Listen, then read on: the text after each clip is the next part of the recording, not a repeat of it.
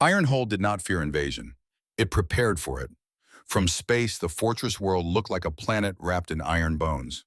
Defense rings circled its continents in layered formation, each one bristling with weapon platforms that tracked every object within 1 million kilometers.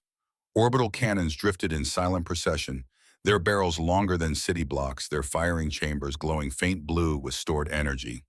Shield grids shimmered across the atmosphere, like distant lightning frozen in place, pulsing once every few seconds, as if the planet itself were breathing.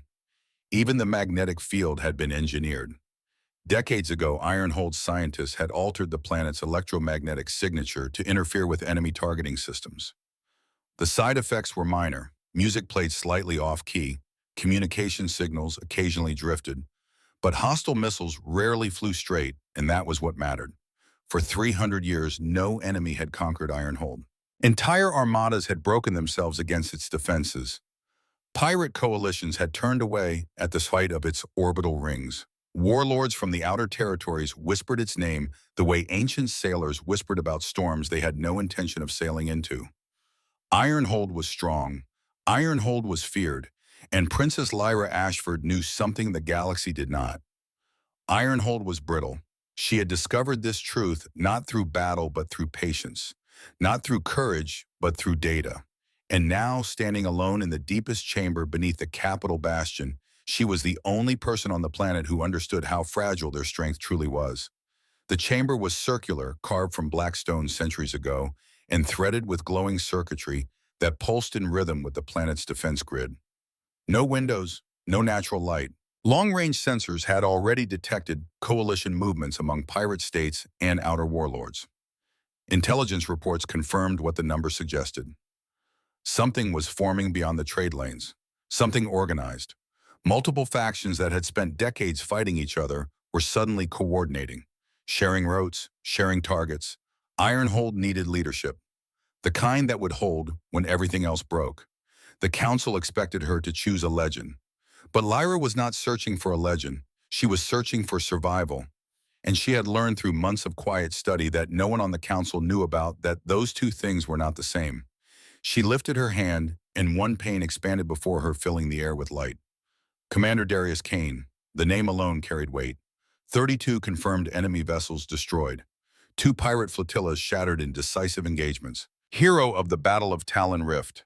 A confrontation that was celebrated across public channels every year with dramatic reenactments and soaring music. His image rotated slowly in the air before Lyra. Broad shoulders, a scar across one cheek that he had never bothered to have removed because scars told stories, and Kane understood stories. His expression was carved in permanent confidence, the look of a man who had never once doubted a decision he had made. The galaxy loved Darius Kane. Lyra studied the civilian casualty report of bomb attached to his victories. It was buried 3 layers deep in the file beneath commendations and ceremony footage. Most people never scrolled that far. Lyra always did. The numbers were not catastrophic. They were not scandalous. They were simply present. Acceptable losses, the evaluation concluded. Standard parameters within engagement protocols. Acceptable. Lyra held that word in her mind for a long moment. She thought about what it meant to be a civilian on a border colony, watching the sky light up with plasma fire, hearing the evacuation sirens start too late because the fleet commander had prioritized offensive positioning over corridor clearance. Acceptable. She dismissed the file. Kane's image dissolved into scattered light. Another pane brightened. Captain Silas Greer. 21 offensive campaigns, 0 retreats, known across military channels for decisive strikes and relentless pursuit. His record was spotless in one specific way. He had never once ordered a withdrawal, never once pulled back. His ships advanced until the enemy broke or burned. 0 retreats. Lyra's eyes narrowed slightly. She expanded the secondary file, the one that lived beneath the commendations. Civilian evacuation delays in 3 separate engagements. Collateral damage reports from border colonies where Greer's pursuit of retreating enemies had drawn fire through populated zones. Risk assessments that had been overridden in favor of speed. 0 retreats, she murmured softly, which suggests 0 pauses. A commander who never stopped to think about what he was running through was not disciplined. He was reckless with a perfect record. She closed that file as well. Around her, thousands of decorated heroes waited in quiet digital patience. Ironhold had never lacked warriors. Every generation produced men and women willing to climb into warships and burn across the void in defense of their world. The planet's military academies were among the finest in human space. Its training programs were brutal and effective. Its veterans were feared. What Ironhold lacked was endurance. Not the endurance of metal and energy shields, but the endurance of people. The endurance of a population under siege. The endurance of hope when the sky was on fire and the ground was shaking, and the only voice on the emergency channel was telling you to remain calm while explosions walked closer. Lyra turned toward a larger projection at the center of the chamber. She had saved this for last because it was the thing that kept her awake at night. A simulation grid unfolded before her, filling the air with holographic light. She initiated Scenario 47B, full planetary siege. The projection showed everything. Orbital bombardment hammering the defense rings, shield degradation spreading across continents like cracks in ice, urban centers losing power, communication arrays going dark one by one, and then the thing that mattered most, people. Millions of them rendered as flowing data streams moving through evacuation corridors, or trying to. The corridors clogged within the first hour. Misinformation spread through civilian channels because the military communication protocols were designed for soldiers, not for frightened families. Fear traveled faster than plasma. Lyra fast-forwarded. She had watched this simulation 47 times. She knew exactly where it ended. The planet did not fall because the cannons failed. The cannons performed admirably. The planet did not fall because the shields collapsed. The shields held longer than projected. The planet fell because people panicked, because fear ate through the population like acid through cloth, and once morale collapsed, nothing else mattered. Soldiers abandoned posts to find their families. Evacuation corridors became stampedes. Emergency systems designed to function in orderly conditions broke under the weight of chaos. In 72% of modeled invasions, morale collapse preceded structural collapse. Fear was the true weapon. Not the enemy's guns, not their warships. Fear. Lyra exhaled slowly. The Council still believed wars were won by firing first, by deploying the biggest ships, by choosing the commander with the most kills and the loudest reputation.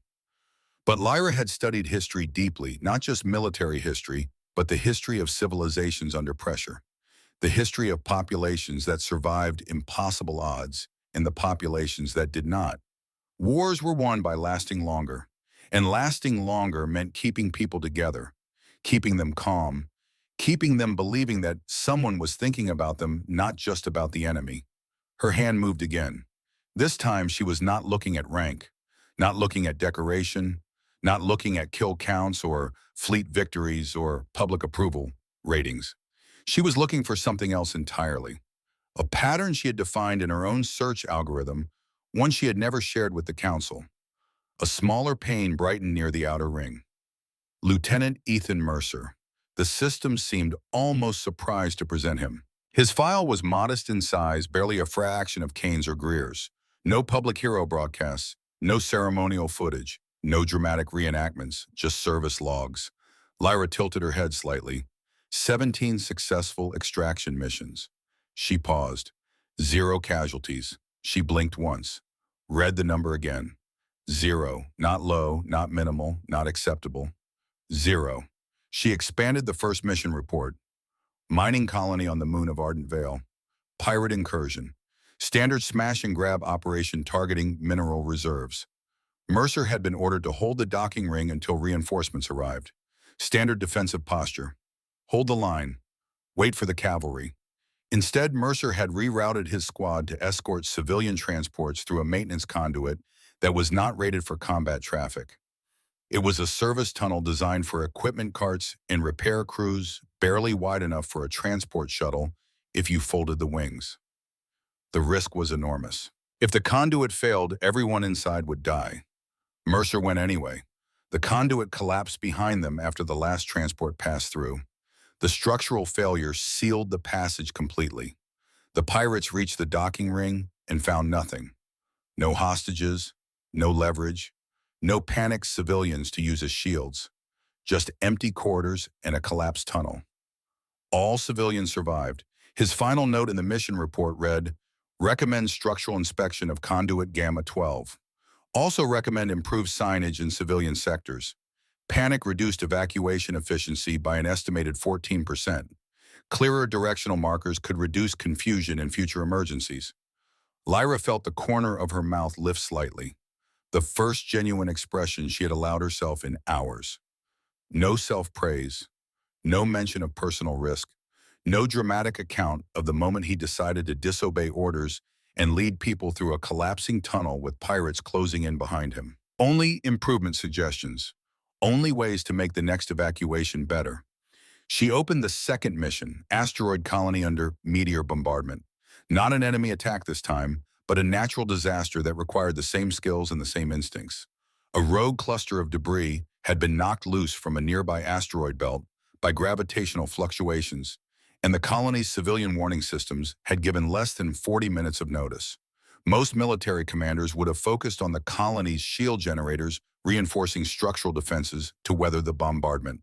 Standard procedure: protect the infrastructure first. Mercer did not follow standard procedure. He deployed decoy beacons along the projected meteor paths, drawing strikes away from hospital transport routes. The beacons were not designed for that purpose.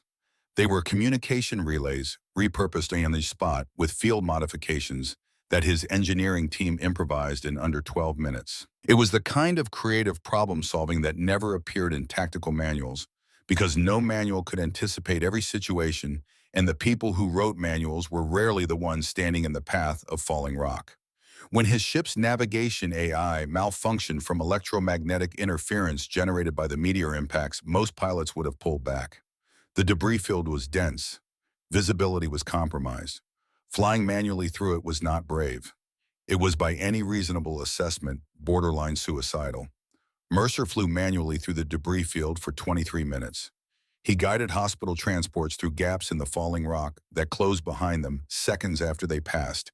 His hands on the controls, his eyes on the path, no AI assistance, no autopilot.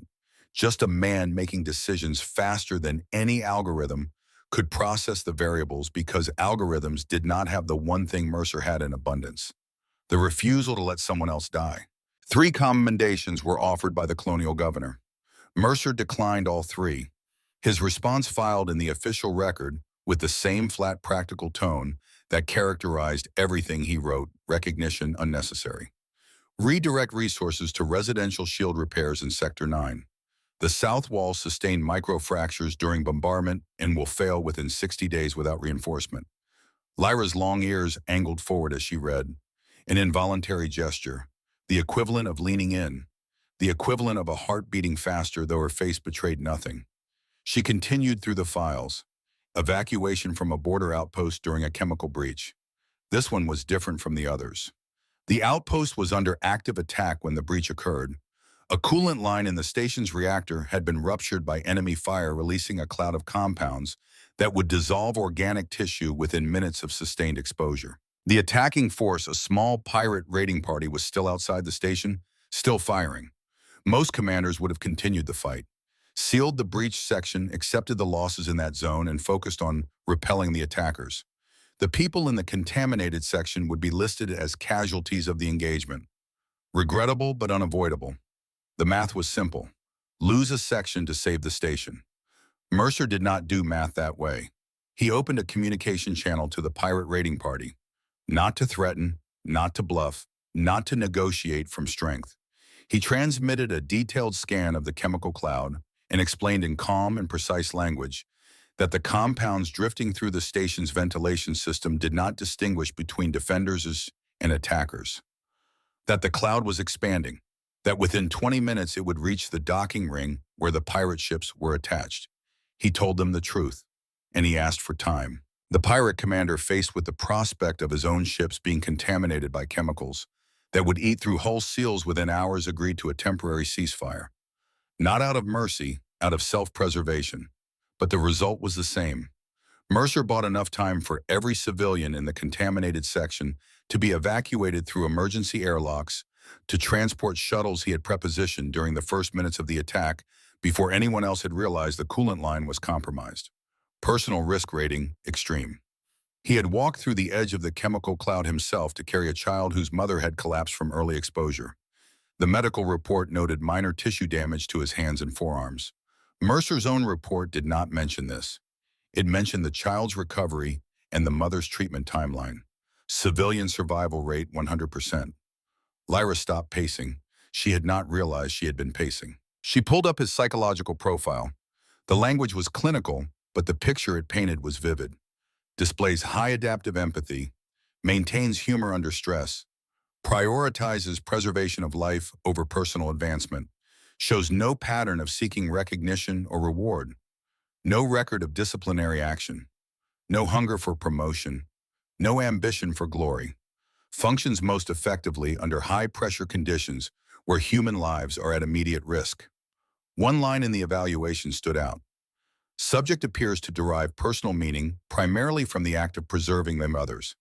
This orientation is deeply internalized and does not appear to be performative.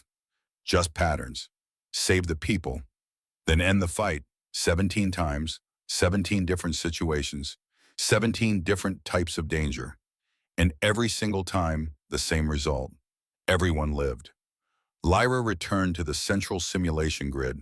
Her heart was beating slightly faster now, though her expression remained composed. She initiated a new run of Scenario 47B, but this time she made one change. She replaced the standard command algorithm with Ethan Mercer's decision patterns. Not his tactics, his patterns, the way he prioritized, the order in which he allocated resources, the timing of his decisions relative to civilian movement rather than enemy movement. The invasion scenario unfolded again. Cannons fired later. They did not open up at maximum range to achieve first strike advantage. Instead, they held until evacuation corridors were confirmed clear, then fired in coordinated bursts that covered retreat routes rather than targeting enemy flagships. Evacuations opened earlier, before the bombardment reached critical intensity, before panic set in, while people still had time to move with purpose instead of terror. Civilian panic dropped by 37%. Shield collapse probability decreased not because the shields were stronger, but because interior systems remained stable. Power was not diverted from residential sectors to fuel offensive weapons. Emergency services continued functioning because the infrastructure that supported them was still intact. Overall planetary survival probability increased. Lyra stared at the numbers for a long time. The blue light of the projection painted her face in shifting patterns as the simulation completed its run. He did not win faster. He lost less. And losing less meant surviving longer. And surviving longer meant winning. The logic was so simple it was almost invisible. The entire military establishment of Ironhold had been trained to think in terms of destruction. How many enemy ships could you kill? How quickly could you break their formation? How decisively could you end the engagement? And that thinking had produced 3 centuries of victories against enemies who attacked in the old way with fleets and cannons in brute force. But the coming war would not be fought the old way. The intelligence reports made that clear. The coalition was not coming to outgun Ironhold. They were coming to outlast it, to grind it down, to create enough fear and chaos that the population would crack before the shields did. And against that kind of war, every decorated hero in this chamber was the wrong answer, except one. The chamber doors slid open quietly behind her. Her chief adjutant entered his posture rigid with the formal bearing that palace staff maintained at all times. He was an older man, gray at the temples, who had served 3 generations of the Ashford bloodline. His loyalty was absolute. His discretion was legendary. "Your Highness," he said, "the council convenes in 20 minutes. They request your preliminary selection."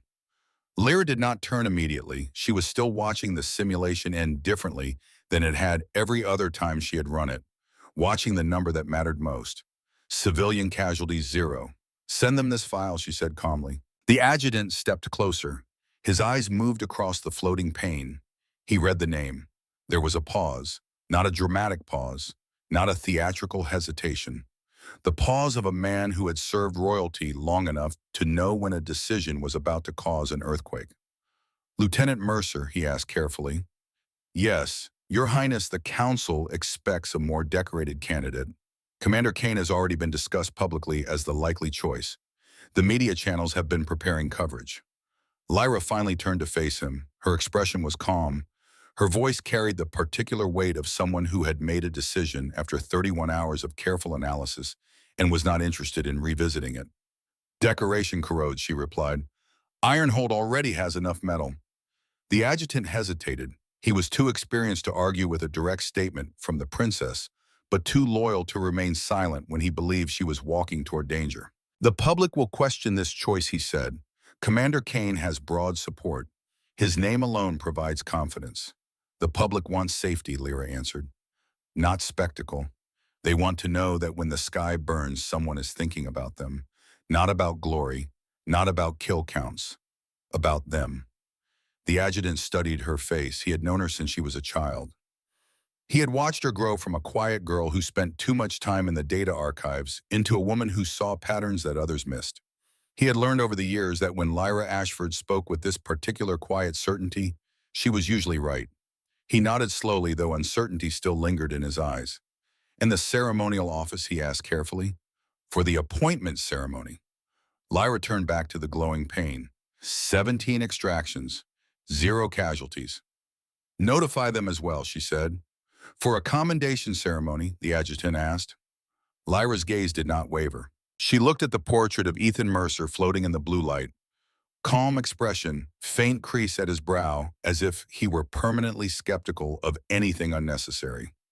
No decorations visible, no medals, no dramatic scars, just a face that looked like it belonged to someone who solved problems quietly and expected no applause for doing so. For a proposal, she said.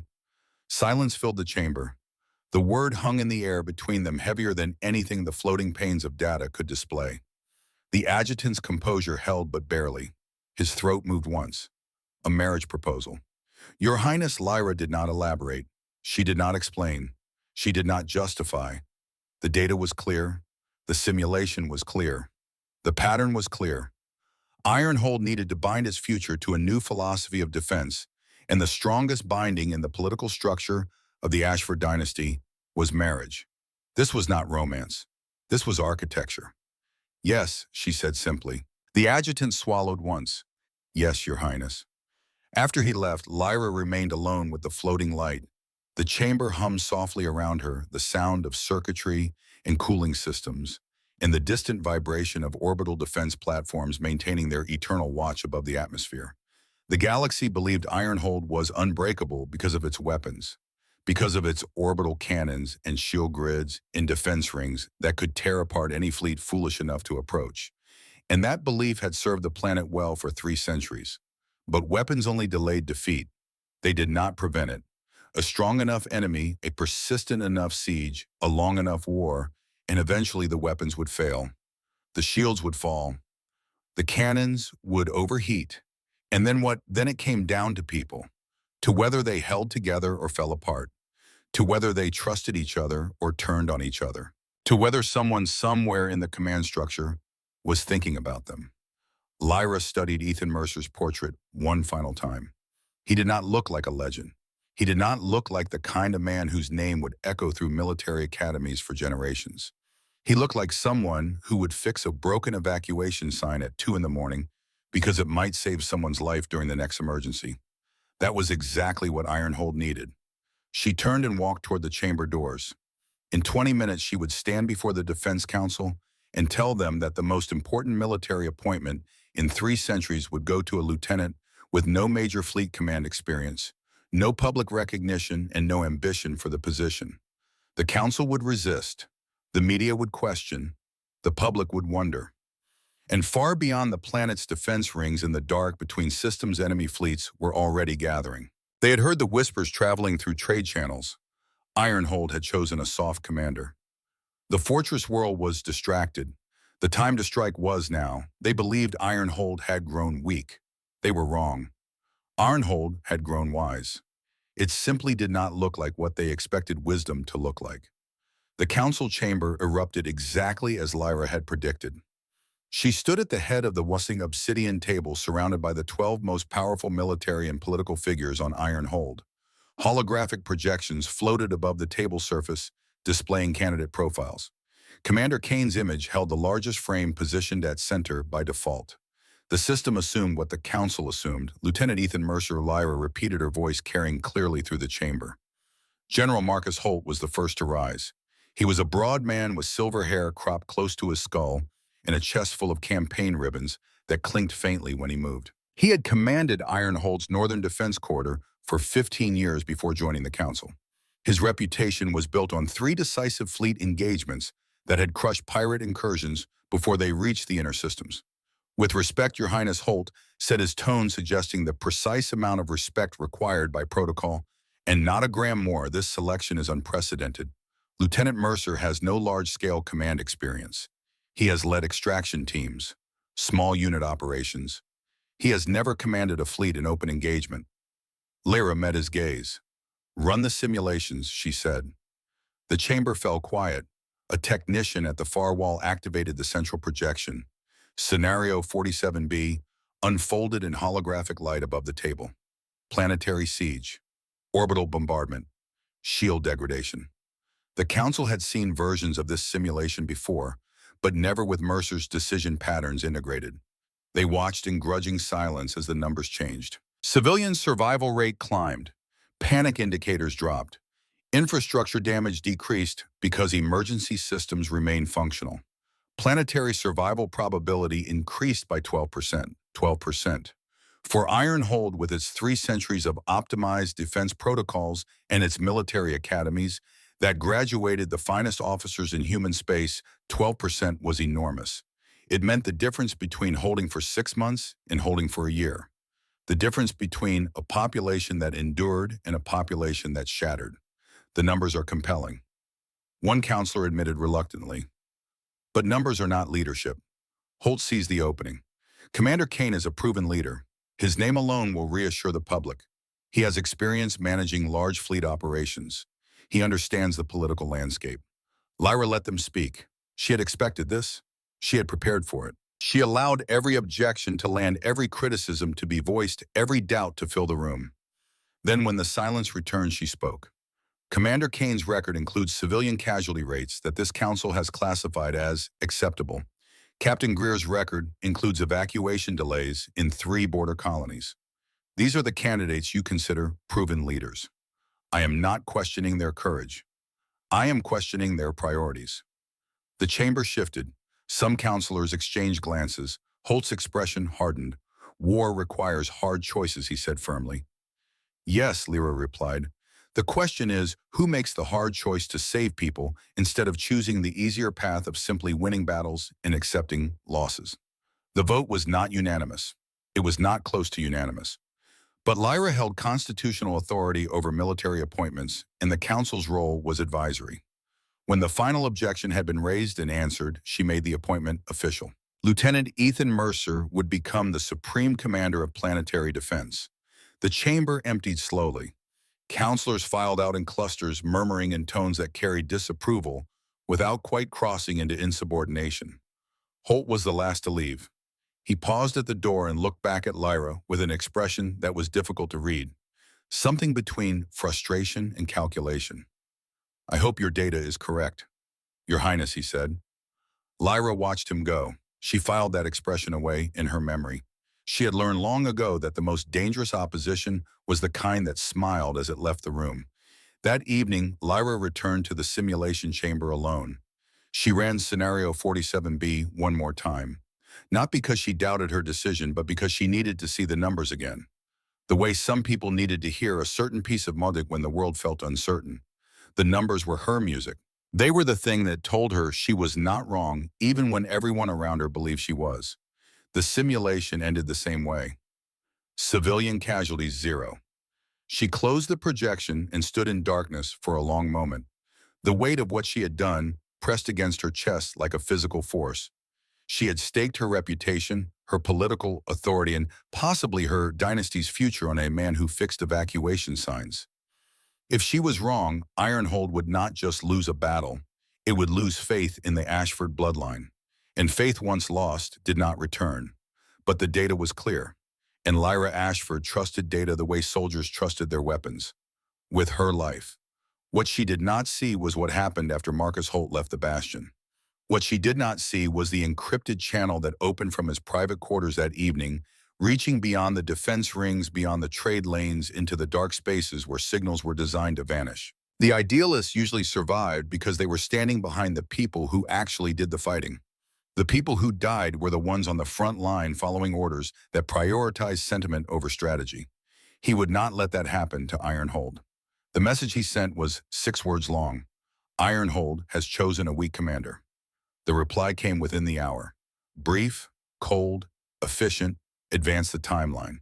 And in the darkness between star systems, ships that had been gathering for months began to move. Meanwhile, aboard a standard military cruiser approaching Ironhold from the inner trade routes, Lieutenant Ethan Mercer stood at the forward viewport and watched the fortress world fill the stars before him. He had never seen anything like it. The briefing files had included images, but images did not capture the scale.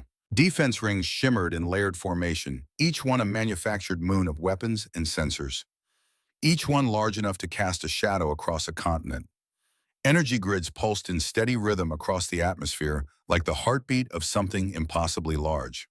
Thousands of weapon platforms tracked his approaching ship, verifying identity with machine precision. Red targeting lasers swept across the hull and vanished. Confirmation signals pinged back and forth in rapid succession. The planet looked like something that had been designed by people who believed the universe was fundamentally hostile and had decided to prove it right. Behind Mercer, Sergeant Nora Calloway stood with her arms crossed, watching the same view with considerably less awe and considerably more skepticism.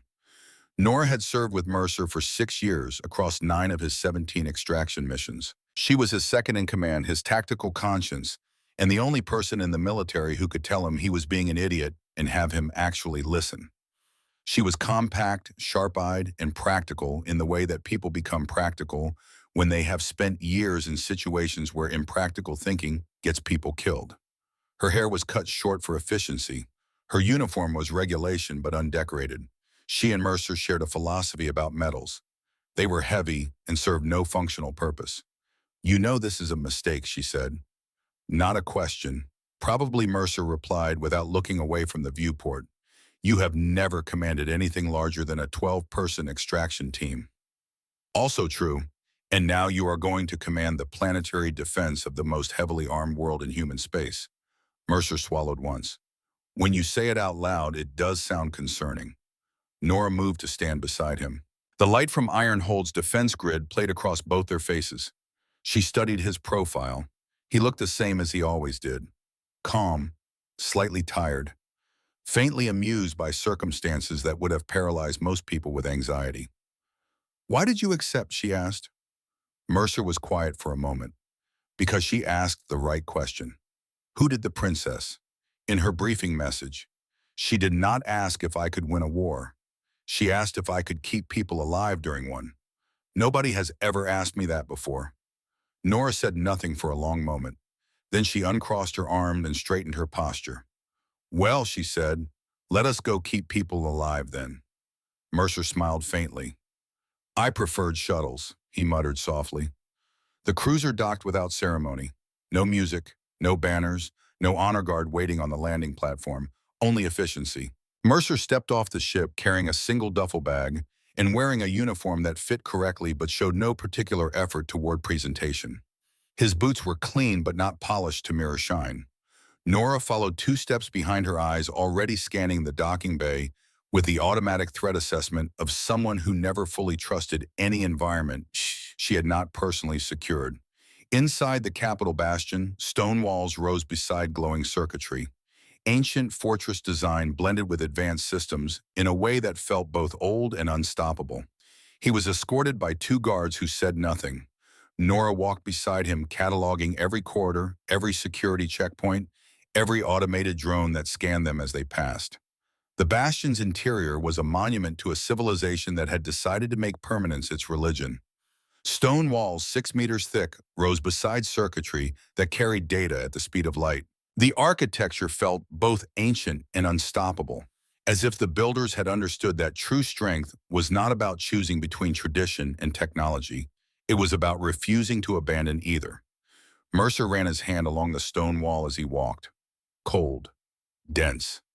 The kind of stone that would still be standing long after the circuitry threaded through it had been replaced 1,000 times. Someone centuries ago had built these walls knowing they were building for people they would never meet. That was a kind of love Mercer understood. Tall doors opened into the planetary defense chamber. Princess Lyra Ashford stood at the center of it. She was not seated on a throne. She was not surrounded by advisors or attendants.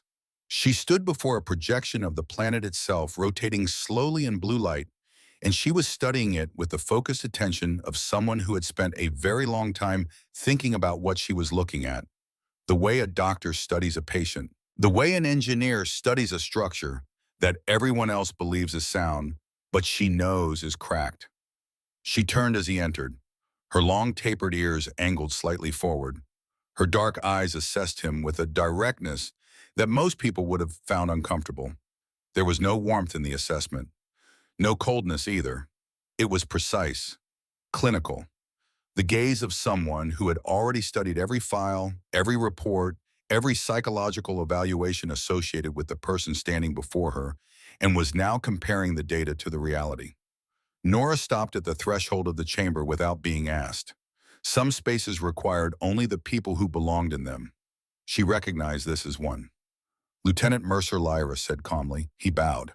The bow was slightly awkward, the gesture of a man who had spent most of his career on ships and outposts, where bowing was not required. He had practiced it twice on the cruiser, both times badly, and Nora had told him to stop practicing because it was getting worse.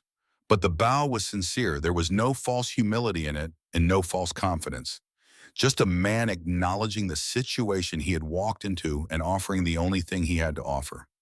Himself as he was, without decoration. Your Highness, he said.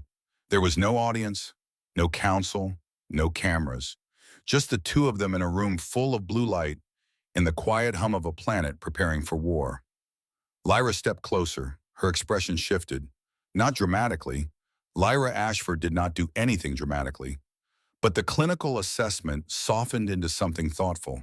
The expression of someone who had already made a decision but understood that decisions made from data required confirmation from reality. She studied his face, the calm expression, the faint crease at his brow deeper in person than in his portrait, the mark of someone who'd spent more time thinking than sleeping. His hands which hung at his sides without tension. The hands of someone who did not need to project strength because strength was not something he performed. It was something he simply had. If the shields fail, she asked quietly, what do you save first? Mercer did not hesitate. The answer came without thought because it was not a thought. It was a conviction so deep it had become reflex woven into his nervous system by 17 missions in 17 moments, where the only thing that mattered was getting people out alive. The evacuation corridors, he said. Her eyes sharpened slightly. Not the command centers, no. Not the orbital cannons, no. He met her gaze steadily. There was no defiance in it, no challenge, just clarity. The kind of clarity that comes from having answered the same question 100 times in the silence of your own mind and always arriving at the same answer. If people survive, he said, we rebuild everything else. Command centers are rooms, cannons are machines. We can build new rooms and new machines. We cannot build new people. Silence lingered in the chamber. The projection of iron hold rotated slowly between them, blue light painting their faces in shifting patterns. Two people who had never met before standing in the heart of a fortress world, sharing a conviction that almost no one else on the planet understood. Lyra felt something shift inside her chest. Not romance, not attraction, something rarer. Recognition. The recognition of finding someone who saw the world the way you did after years of believing you were the only one. She had chosen him from data, from numbers, from patterns in service logs and simulation algorithms. But standing here hearing him say the words she had calculated, he would say she understood something the data could not have told her. He meant it, not as strategy, not as philosophy. He meant it the way you mean a prayer, the way you mean a promise made to someone who cannot hear you. Then for the first time, Lyra allowed a faint smile. It changed her face completely. The analytical precision softened. The weight of 31 sleepless hours eased. For one moment, she was not a princess carrying the future of a planet. She was a woman who had found what she was looking for. Good, she said. And somewhere above them, far beyond the atmosphere, orbital cannons completed their routine calibration with a deep, resonant hum. Ironhold was ready for war, but for the first time in 3 centuries, its future would not depend on who destroyed the most enemies. It would depend on who refused to lose a single life. The first 3 days were quiet, the kind of quiet that precedes something terrible. Ethan Mercer stood in the Planetary Defense Command Center, a vast circular room on the upper level of the Capitol Bastion, surrounded by holographic displays that showed every orbital platform, every shield grid sector, every defense ring in real time. The room hummed with the low-frequency pulse of Ironhold's surveillance network. Dozens of officers sat at tiered consoles monitoring data streams that never stopped flowing. They knew their jobs. What they did not know was what to make of the man who had just been placed in command of all of it. Mercer could feel their eyes on him. Not hostile, not yet. Curious, skeptical. The way veteran soldiers always looked at someone who had been promoted past them, wondering what he had done to deserve it and suspecting the answer was nothing. He did not blame them. He would have wondered the same thing. Nora stood 2 paces behind him, her arms folded, her expression carefully neutral. She had been cataloging the room since they entered.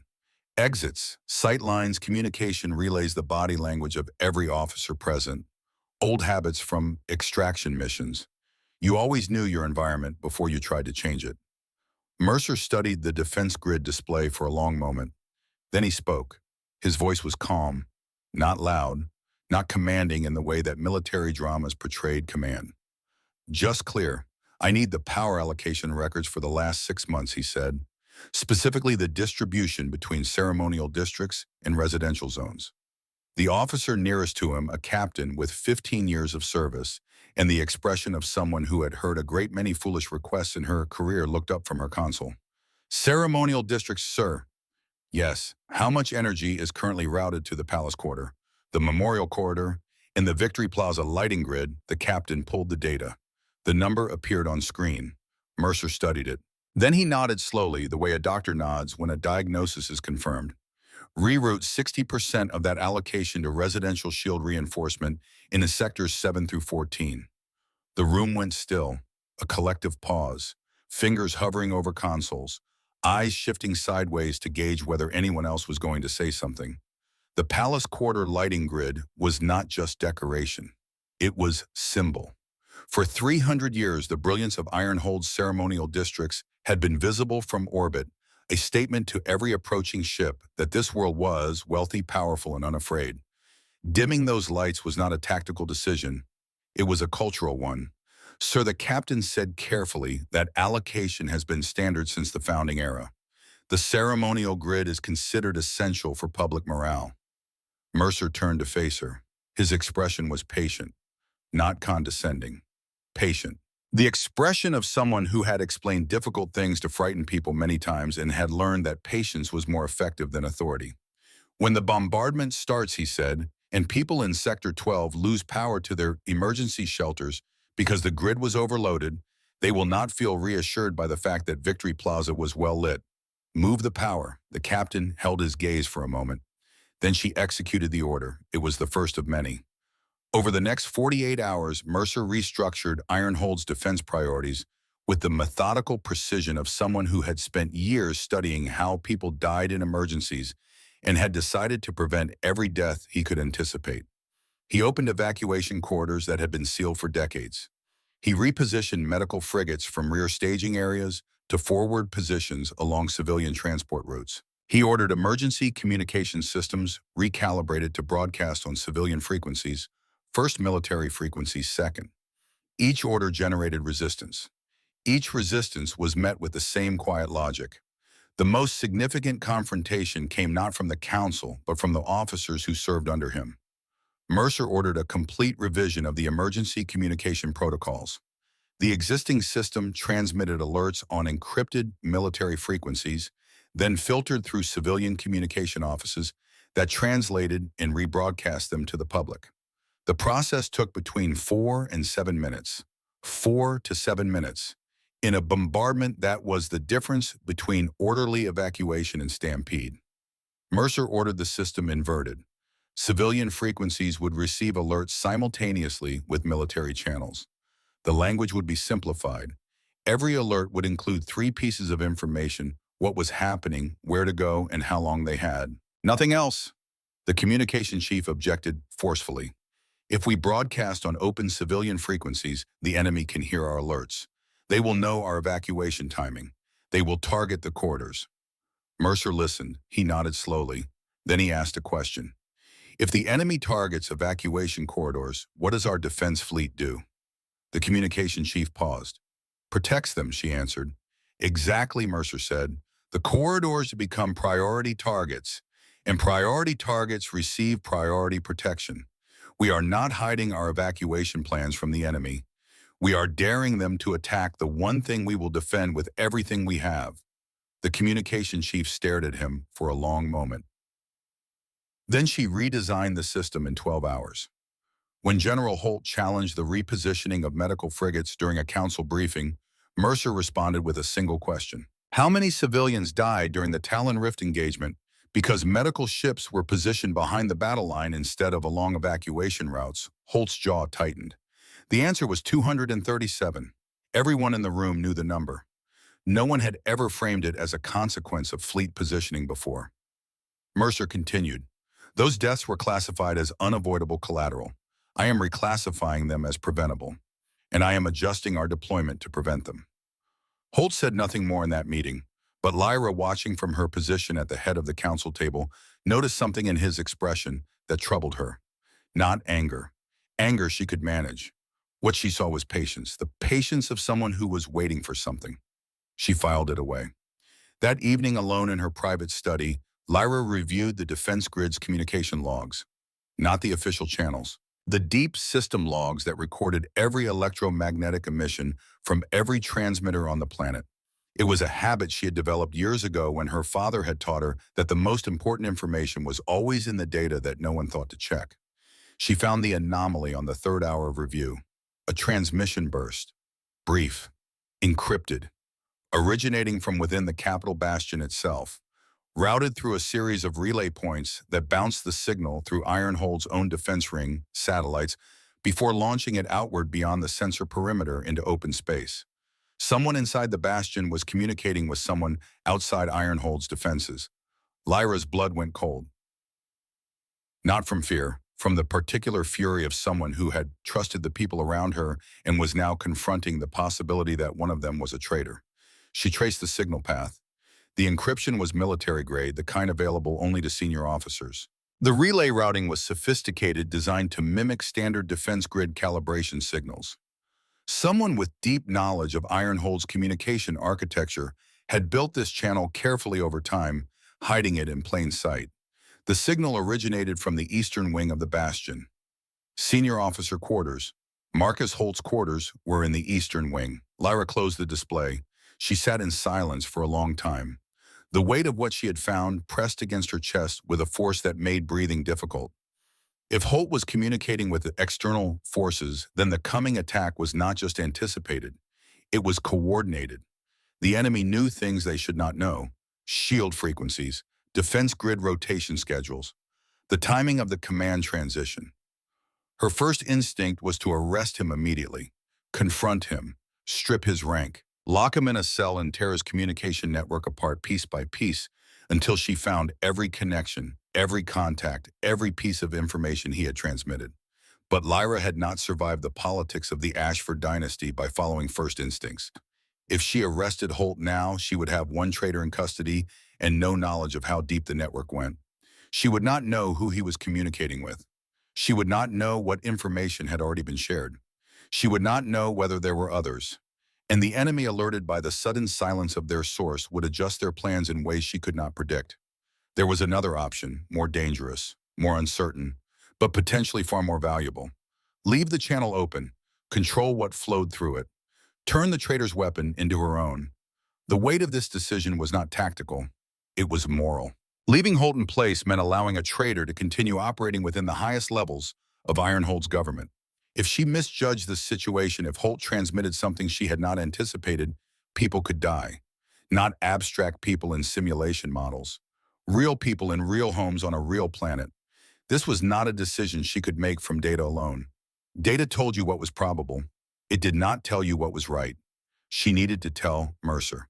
But a part of her resisted, not because she doubted him, because she was afraid of what this would reveal about the situation she had created.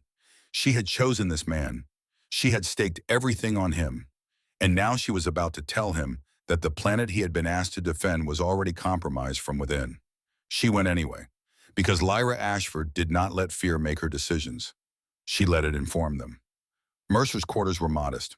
He had been assigned the suite appropriate for the Supreme Commander of Planetary Defense, a set of rooms that could have housed a small family in comfort. He was using one room, the bedroom. The rest were untouched. When Lyra arrived, escorted by her personal guard who waited outside, she found him sitting at a small desk studying evacuation route maps on a portable display. He looked up when she entered. His expression shifted from surprise to attention in less than a second. He read her face the way he read emergency situations. Quickly, accurately. "Something is wrong," he said. It was not a question. Lyra closed the door behind her. She stood across from him and told him what she had found. The transmission burst, the encryption, the relay routing, the signal origin in the eastern wing. She told him her suspicion about Holt. She told him her reasoning for not arresting him immediately. She told him the options she was considering. Mercer listened without interrupting. His expression did not change. No shock, no outrage, just the focused calm of someone processing information and building a response architecture in real time. When she finished, he was quiet for a moment. Then he spoke. "You want to feed them false information through Holt's channel?" "Yes." "What kind of false information?" Lyra sat down across from him. For the first time since the appointment, they were not princess and commander. They were two people facing a problem that could destroy everything, and the formality of rank seemed suddenly irrelevant. "We tell them what they want to hear," she said. "That the defense transition is creating vulnerabilities. That the shield grid will have a 6-hour window of reduced coverage during system recalibration. We give them a target they cannot resist. And when they come through the door we have opened for them, they find something they did not expect." Mercer studied her face. "You are asking me to design a trap that uses our own planet as bait. I am asking you to trust that I know what I am doing." Silence held between them. The portable display cast pale light across both their faces. Outside, somewhere far above, orbital cannons completed another calibration cycle. "This is your decision," Mercer said carefully. "You are the authority here. If you believe this is the right path, I will design the tactical framework. But the decision to leave a traitor in place to risk the information he might still transmit that decision belongs to you." Lyra met his eyes. She understood what he was doing. He was acknowledging that this choice carried a weight that no simulation could calculate. If she was wrong, the consequences would fall on her. She appreciated the honesty more than she could express. "The decision is mine," she confirmed. "Design the trap." He nodded once. Then he pulled the evacuation maps aside and opened a new display. "We give them a window," he said. 6 hours of apparent shield weakness in the northern defense arc. But we preposition our response assets along the civilian evacuation corridors, not along the attack vector. When they come through the gap, they expect to find a planet scrambling to respond. Instead, they find a planet that has already moved its people to safety and is waiting for them with clear firing solutions. And if they do not take the bait, they will. They believe Ironhold has chosen a weak commander. They want to believe we are vulnerable because that belief justifies everything they have been planning. People always take the bait when it confirms what they already want to be true. Lyra studied him. In that moment, she saw something she had not seen in his file. He was not just a man who saved people. He was a man who understood people, who understood fear, who understood the way desire and belief created blind spots that could be exploited. He was far more dangerous than anyone on the Defense Council had imagined. "Do it," she said. For a moment, they faced each other across the small desk.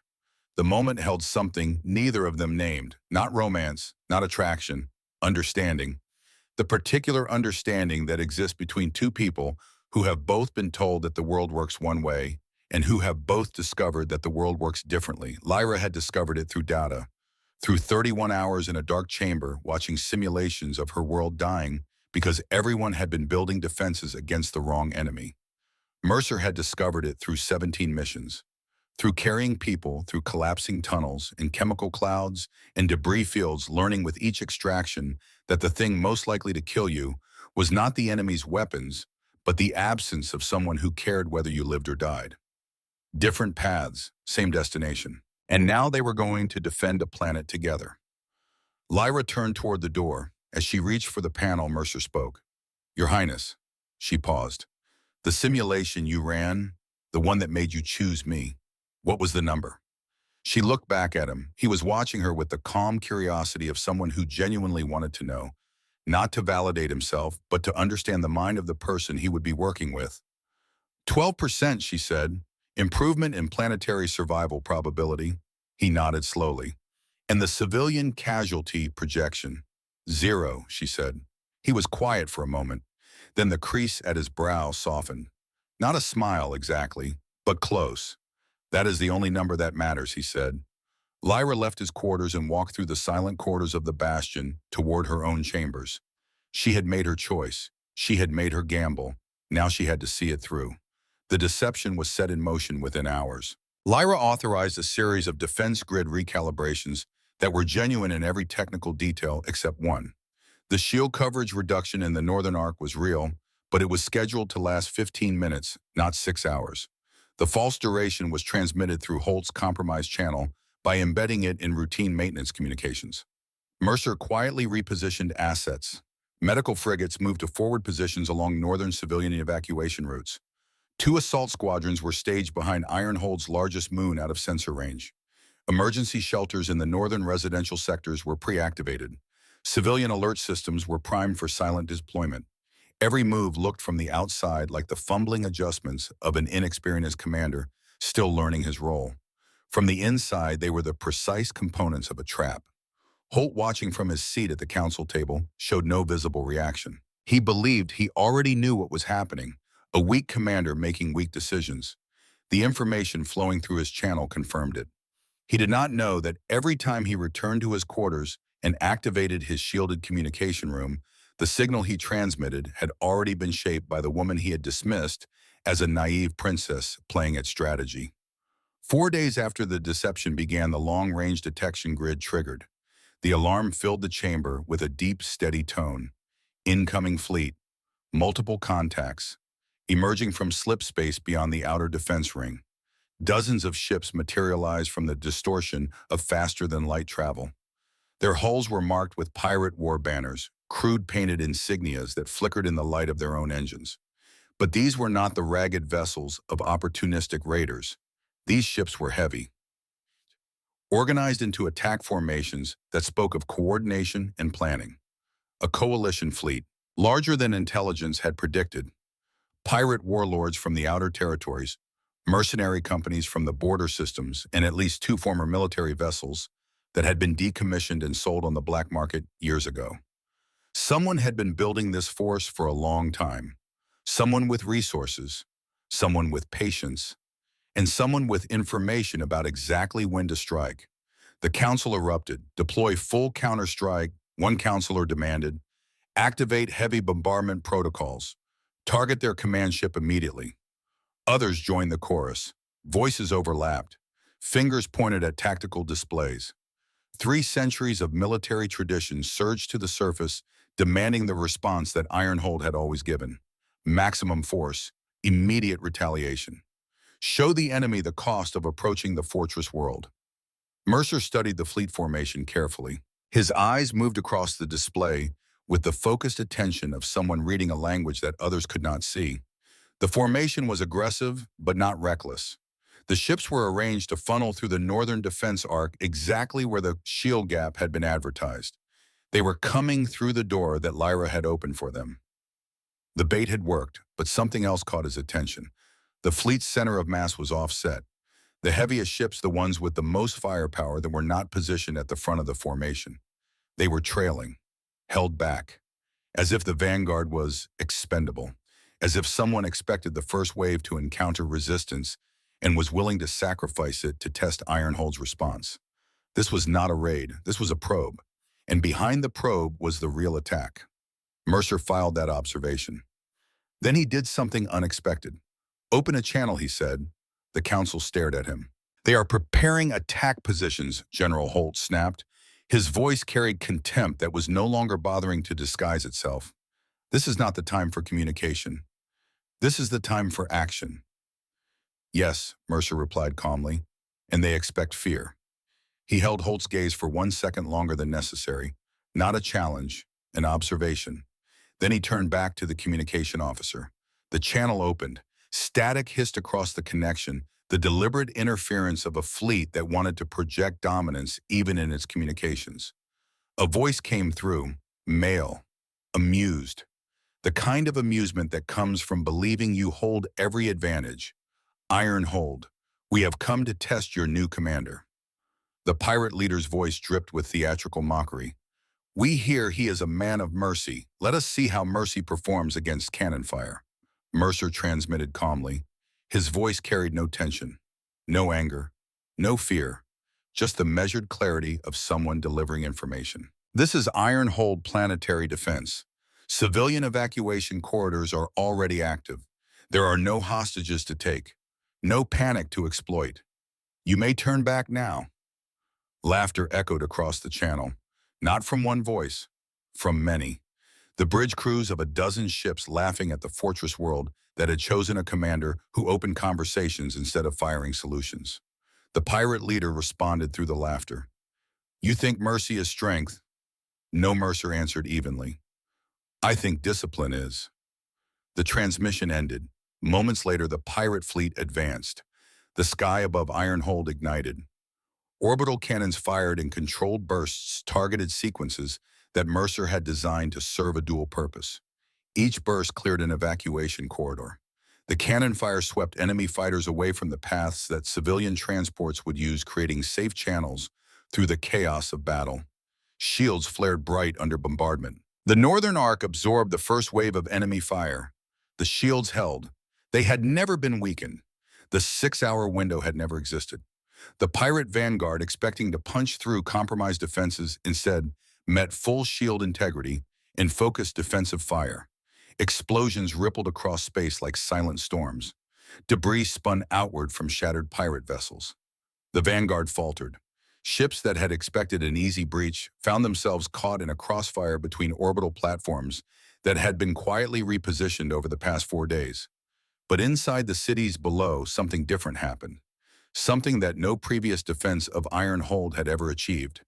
There was no screaming, no chaos, no stampedes in the corridors. Evacuation corridors opened in precise sequence. Civilian transports lifted in organized waves, each one guided by communication systems that broadcast clear, calm instructions on frequencies that every household receiver could access. Emergency alerts were simple, direct, rehearsed. Shelter locations are open in your sector. Transport departures every 4 minutes. Medical personnel are stationed at every corridor junction. You are not forgotten. People moved with purpose, because they trusted the system, because the system had been built around them. Mercer coordinated defense fleets with measured focus. His voice never rose. His orders never carried urgency. They carried precision. Redirect Squadron 3 to escort Hospital Convoy Alpha. Shift shield reinforcement to Residential Sector 12. Delay counterstrike by 2 minutes to confirm evacuation completion in the northern quarter. Delay counterstrike. The words sent a visible ripple through the command center. Officers exchanged glances. Delay meant absorbing more enemy fire. Delay meant shields taking additional punishment. Delay meant the enemy had 2 more minutes to organize to probe to find weaknesses. But delay also meant that the 3,000 civilians still moving through the northern evacuation corridors would reach shelter before the counterattack redirected enemy fire toward their sector. 2 minutes, 3,000 lives. Mercer did not explain the math. He did not need to. The officers executed the order. They were beginning to understand. The council watched from their elevated gallery, tension carved into every face. Holt stood at the railing, his knuckles white, his expression unreadable. The battle was not unfolding the way he had expected. The deception he had facilitated was supposed to deliver a decisive blow against a vulnerable target. Instead, the pirates were bleeding against shields that should have been weakened and defenses that should have been in disarray. Something had gone wrong with his plan. He could feel it. But in the chaos of battle, he could not identify what. Then the main display updated. A single contact larger than the others broke formation from the trailing element of the pirate fleet, a dreadnought, heavy armor, heavy weapons, the kind of ship that existed for one purpose, to break things that were not supposed to break. It was not heading for the defense ring. It was not targeting the orbital cannons. It was heading directly for the capital bastion. Targeting the palace, a tactical officer shouted above the noise of battle management. The dreadnought has broken through the secondary defense perimeter. Impact trajectory confirmed. It is aiming for the seat of government. The council looked to Lyra. Every face turned toward her. They waited for her to give the order that would save herself. Lyra did not give that order. She looked at Mercer. He did not hesitate. Divert palace shield reserves to civilian housing grid, he said. The words fell into the command center like stones into still water. Ripples of shock spread outward. That leaves us exposed, a counselor warned. Holt surged forward. This is treason, he shouted. He is stripping our defenses. I demand his immediate removal from command. The chamber erupted.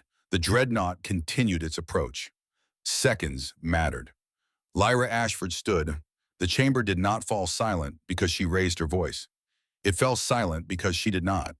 She stood with the particular stillness of someone who had made a decision that would define everything that came after, and the absolute calm of that stillness carried more authority than any shout could have.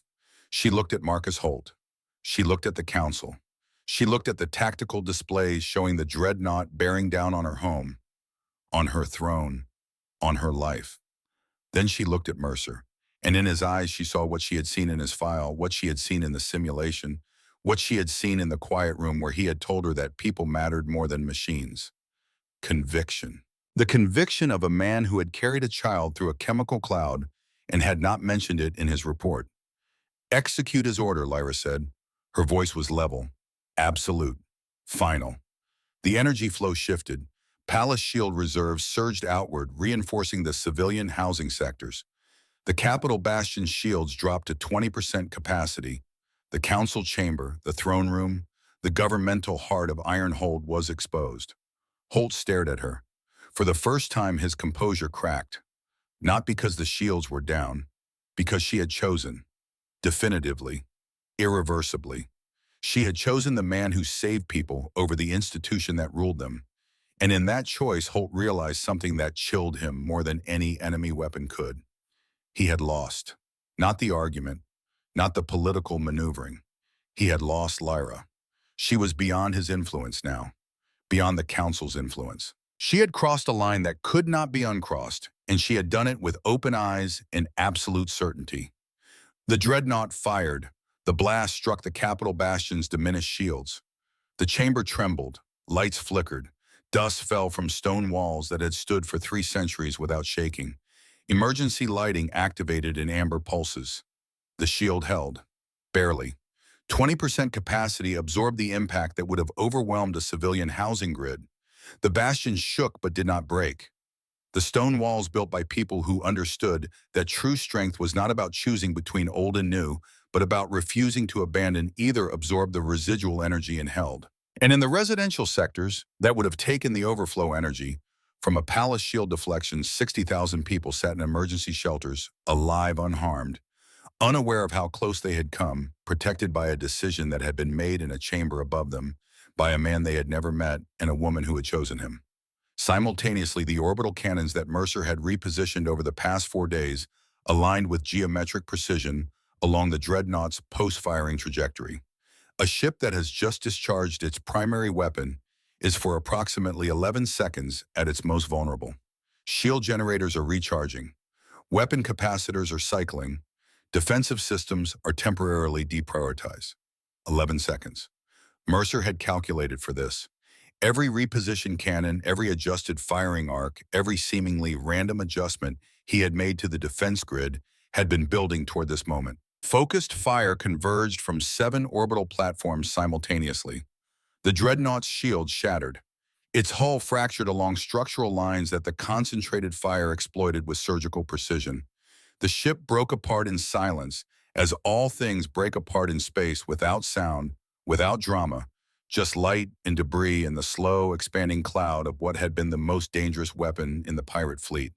It fell in burning fragments toward the upper atmosphere, where Ironhold's defense grid caught the debris and vaporized it before it could reach the surface. The remaining pirate ships hesitated. Their dreadnought was gone. Their vanguard was shattered. The shield gap they had been promised did not exist. The panic they had expected to exploit was absent. The weak commander they had been told about had just destroyed their most powerful asset with a defensive repositioning that no one had seen coming because everyone had been looking at the wrong thing. They had been looking at the cannons. Mercer had been looking at the people. One by one, pirate vessels began to retreat, not in formation, not in orderly withdrawal. They simply turned and ran, each ship making its own calculation that the cost of continuing had exceeded any possible gain. The battle ended not with a final explosion, but with absence. The enemy left. The space around Ironhold cleared. The defense rings hummed in steady rhythm. The shield grid stabilized. And in the command center, Ethan Mercer exhaled slowly.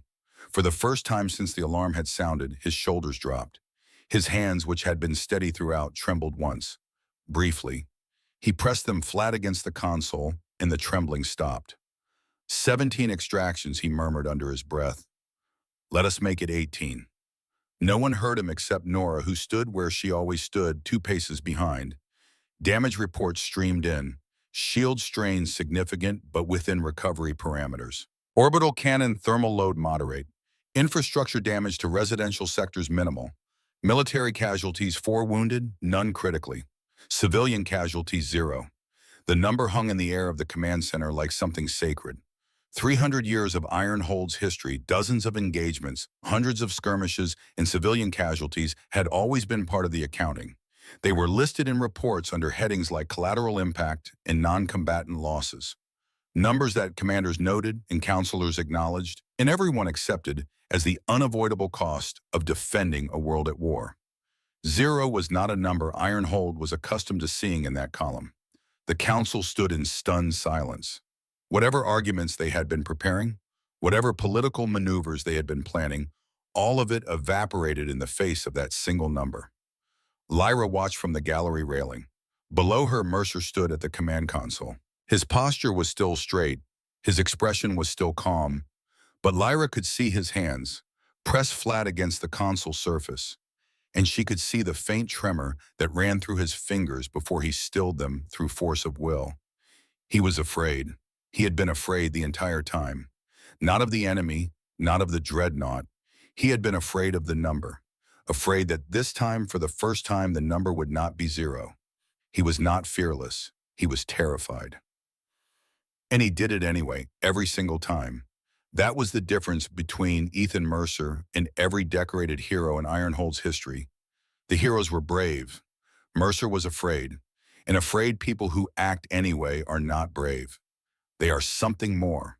They are reliable. In the command center, Mercer finally lifted his hands from the console. The trembling had stopped. He looked at Nora. "How are the evacuation corridors?" he asked. "Clear," she replied. "All civilians return to residential sectors. Emergency shelters standing down." He nodded. "Good. Schedule a debrief for 0600. I want every corridor supervisor's report on what worked and what did not. And find out who designed the signage in Sector 14. It was excellent. I want that approach replicated across all sectors." Nora almost smiled. "You just survived a planetary assault, and your first priority is signage." Mercer looked at her with the faint crease at his brow that was his version of a grin. "Signage saves lives, Nora. Cannons just buy time." She shook her head, but she made the note. She always made the notes.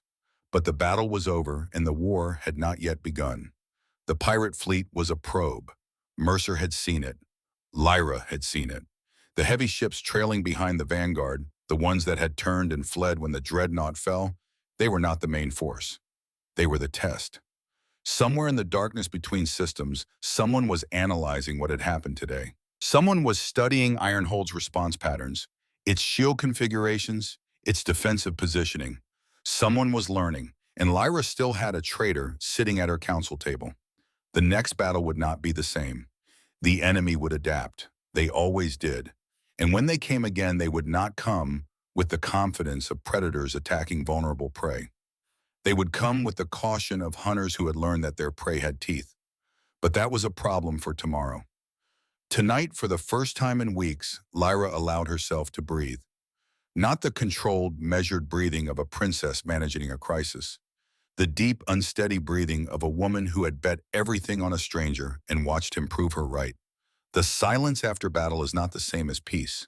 Peace is soft. Peace is the absence of threat. The silence after battle is something else entirely.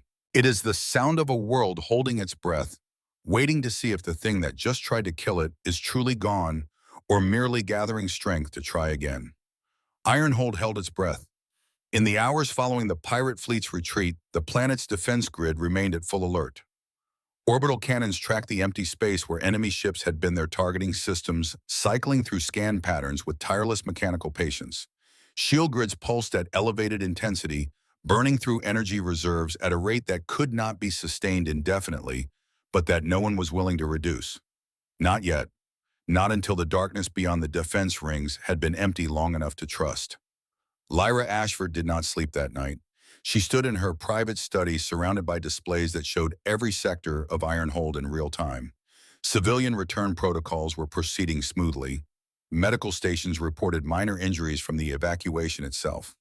Bruises, a twisted ankle, a child who had bumped her head against a shelter door frame and was crying more from surprise than pain. No casualties. The number was still 0. And every hour that passed without that number changing felt like a small miracle that Lyra did not entirely trust. She trusted data. She trusted patterns. She did not trust miracles. Miracles were what people called outcomes they had not planned for. This outcome had been planned, meticulously, painstakingly, by a man who fixed evacuation signs and a woman who ran simulations until 3 in the morning. This was not a miracle. It was math. But the math was not finished. Marcus Holt was still at the council table. His encrypted channel was still active. And somewhere beyond the defense rings, the fleet that had probed Ironhold's defenses was delivering its findings to whoever had organized the coalition. The probe had failed. But probes were designed to fail. Their purpose was not victory. Their purpose was information. The enemy now knew things they had not known before. They knew Ironhold's shield grid had not been weakened. They knew the defense restructuring was not the fumbling of an amateur, but the precise repositioning of someone who understood exactly what he was doing. They knew that the panic they had counted on did not exist. They would adapt. They always did. Lyra needed to move first. She summoned Nora Calloway to her study at dawn. Nora arrived in the uniform she had slept in, which was the same uniform she had worn during the battle, which was the same uniform she wore at all times because Nora Calloway did not believe in owning more clothing than necessary. Her eyes were alert despite the lack of sleep. Lyra studied her for a moment. She had reviewed Nora's file as thoroughly as she had reviewed Mercer's. 9 extraction missions together, 0 casualties. Nora was not just Mercer's second in command. She was his operational conscience. The person who translated his instincts into executable plans. "I need you to watch someone," Lyra said. "General Holt. I need you to monitor his movements, his communications, and his contacts within the Bastion. Quietly, without his knowledge, and without Commander Mercer's knowledge for now." Nora's expression did not change. She understood immediately that this was not a matter of doubting Mercer. It was a matter of protecting him. "How long?" Nora asked. "Until I tell you to stop," Lyra replied, "or until he makes a move that forces our hand." Nora nodded once and left the study with the quiet efficiency of someone who had spent her career moving through dangerous spaces without being noticed. 3 days passed. The planet settled into a tense equilibrium. Repair crews worked on shield generators that had been strained during the battle. Engineers in the Northern Defense Arc quietly corrected the shield calibrations that had been part of the deception, restoring full coverage without public announcement. Mercer spent those 3 days doing what he did best, improving systems. He reviewed every evacuation corridor report from the battle. He identified 17 points where the process could be made faster, 12 points where signage was inadequate, and 3 points where structural modifications would reduce bottlenecks in future emergencies. He submitted improvement requests through proper channels, and when proper channels moved too slowly, he submitted them again with polite but persistent follow-up notes that the administrative staff began to recognize with a mixture of respect and mild exhaustion. He also did something no previous Supreme Commander had ever done. He visited the residential sectors personally, not as a ceremonial tour, not with cameras and escorts and prepared remarks. He walked through neighborhoods that had been evacuated during the battle, talked to residents who had used the corridors, listened to their accounts of what worked and what frightened them, and took notes on a small personal device that he carried in his jacket pocket. An elderly woman in Sector 9 told him the emergency shelter had been too cold. He made a note. A family in Sector 12 said the alert broadcasts were clear, but too fast for their grandmother who was hard of hearing. He made a note. A maintenance worker told him the corridor lighting in the subterranean passage between Sectors 7 and 8 flickered during the bombardment and people had stumbled in the dark. He made a note. A teacher from Sector 11 told him that the children in her care had been calm because the alert message said medical personnel are stationed at every corridor junction, and one of her students had said, if there are doctors, it must be safe. He made a note and underlined it twice. Small things. Details that would never appear in a strategic briefing or a council report. The kind of things that mattered only to the people who experienced them and therefore mattered more than anything else. Lyra received reports on these visits. She read each one with the careful attention she gave to all data, but she found herself reading them differently than she read tactical assessments or simulation outputs. She read them the way you read letters from someone whose perspective you are beginning to value, not just professionally, but personally. She caught herself and set the reports aside. There would be time for personal considerations later, if there was a later. On the 4th day, Nora delivered her findings. She arrived at Lyra's study in the early hours of the morning. Her expression was the controlled blankness of someone carrying information that was worse than expected. He has made contact 3 times since the battle, Nora reported. Each transmission was routed through the same relay network, but the content has changed. Changed how? Before the battle, the transmissions were brief, status reports, standard intelligence. Since the battle, the transmissions have been longer, more detailed, and the tone suggests urgency. He is afraid, Lyra said. He is desperate, Nora corrected. The probe failed. His handlers expected Ironhold to crack. It did not. Whatever arrangement he has with the coalition, he is now in a position where failure has consequences. A desperate traitor was more dangerous than a calculating one. Calculating traitors followed plans. Desperate traitors improvised. An improvisation inside the walls of a fortress could do damage that no external fleet could match. Is he planning something specific? Lyra asked.